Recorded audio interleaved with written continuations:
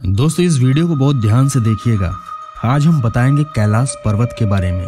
कैलाश पर्वत से जुड़े ऐसे रहस्य जिसे जानकर आप हैरान रह जाएंगे।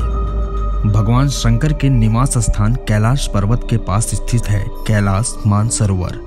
यह अद्भुत स्थान रहस्यों से भरा है। शिव पुराण, स्कंद पुराण, मत्स्य पुराण आदि में कैलाश खंड नाम से अलग ही अध्याय है, जहाँ की महिमा का गुणगान काफी किया गया है। पौराणिक मान्यताओं के अनुसार इसी के पास कुबेर की नगरी है। यहीं से महाविष्णु के कर कमलों से निकलकर गंगा कैलाश पर्वत की चोटी पर गिरती है, जहां प्रभु शिव उन्हें अपनी जटाओं में भर धरती में निर्मल धारा के रूप में प्रवाहित करते हैं। कैलाश पर्वत के ऊपर स्वर्ग और नीचे मृत्युलोक है। आइए हम जानते हैं कैलाश पर्वत के 10 रहस्यों के बारे में। धरती का केंद्र। धरती के एक ओर उत्तरी ध्रुव है तो दूसरी ओर दक्षिणी ध्रुव। दोनों के बीचों बीच स्थित है हिमालय। हिमालय का केंद्र है कैलाश पर्वत। वैज्ञानिकों के अनुसार यह धरती का केंद्र है। कैलाश पर्वत दुनिया के 4 मुख्य धर्मों हिंदू, जैन, बौद्ध और सिख धर्म का केंद्र है। अलौकिक शक्ति का केंद्र। यह एक ऐसा भी केंद्र है जिसे एक्सिस मुंडी कहा जाता है। एक्सिस मुंडी अर्थात दुनिया की नाभि या आकाशीय ध्रुव और भौगोलिक ध्रुवों का केंद्र। यह आकाश और पृथ्वी के बीच संबंध का एक बिंदु है, जहां 10 दिशाएं मिल जाती हैं। रशिया के वैज्ञानिकों के अनुसार एक्सिस मुंडी वह स्थान है जहां अलौकिक शक्ति का प्रवाह होता है और आप उन शक्तियों के साथ संपर्क भी स्थापित कर सकते हैं। पिरामिड नुमा क्यों है यह पर्वत? कैलाश पर्वत एक विशालकाय पिरामिड है जो 100 छोटे पिरामिडों का केंद्र है।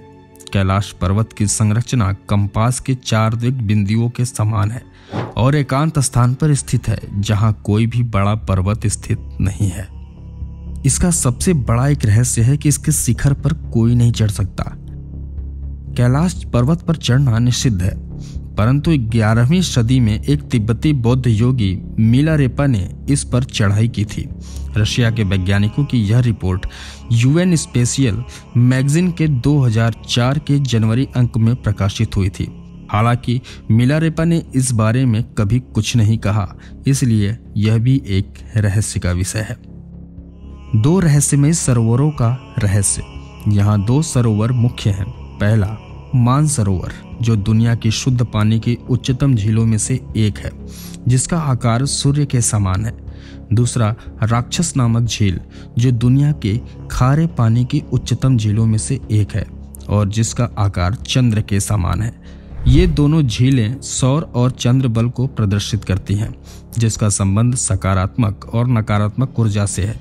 जब दक्षिण से देखते हैं तो एक स्वास्तिक चिन्ह वास्तव में देखा जा सकता है। यह अभी तक रहस्य है कि ये झीलें प्राकृतिक तौर पर निर्मित हुई या इन्हें बनाया गया है। यहीं से क्यों सभी नदियों का उद्गम? कैलाश पर्वत की 4 दिशाओं से 4 नदियों का उद्गम हुआ है। ब्रह्मपुत्र, सिंधु, सतलज व कर्नाली। इन नदियों से ही गंगा, सरस्वती सहित चीन की अन्य नदियां भी निकली हैं। कैलाश की 4 दिशाओं में विभिन्न जानवरों के मुख हैं, जिसमें से नदियों का उद्गम होता है। पूर्व में अश्वमुख है, पश्चिम में हाथी का मुख है, उत्तर में सिंह का मुख है, दक्षिण में मोर का मुख है। सिर्फ पुण्य आत्माएं ही निवास यहाँ कर सकती हैं। यहाँ पुण्य आत्माएं ही रह सकती हैं। कैलाश पर्वत और उसके आसपास के वातावरण पर अध्ययन कर चुके रशिया के वैज्ञानिकों ने जब तिब्बत के मंदिरों में धर्मगुरुओं से मुलाकात की तो उन्होंने बताया कि कैलाश पर्वत के चारों ओर एक अलौकिक शक्ति का प्रवाह है, जिसमें तपस्वी आज भी आध्यात्मिक गुरुओं के साथ टेलीपैथिक संपर्क रखते हैं। यति मानव का रहस्य। हिमालय वासियों का कहना है कि हिमालय पर यति मानव रहता है। कोई इसे भूरा भालू कहता है, कोई जंगली मानव तो कोई हिम मानव। यह धारणा प्रचलित है कि यह लोगों को मारकर खा जाता है। कुछ वैज्ञानिक इसे निडर स्थल मानव मानते हैं। विश्व भर में करीब 30 से ज्यादा वैज्ञानिकों ने दावा किया है कि हिमालय के बर्फीले इलाकों में हिम मानव मौजूद है। डमरू और ओम की आवाज। यदि आप कैलाश पर्वत या मानसरोवर झील के क्षेत्र में जाएंगे तो आपको निरंतर एक आवाज सुनाई देगी, जैसे कि कहीं आसपास में एरोप्लेन उड़ रहा हो।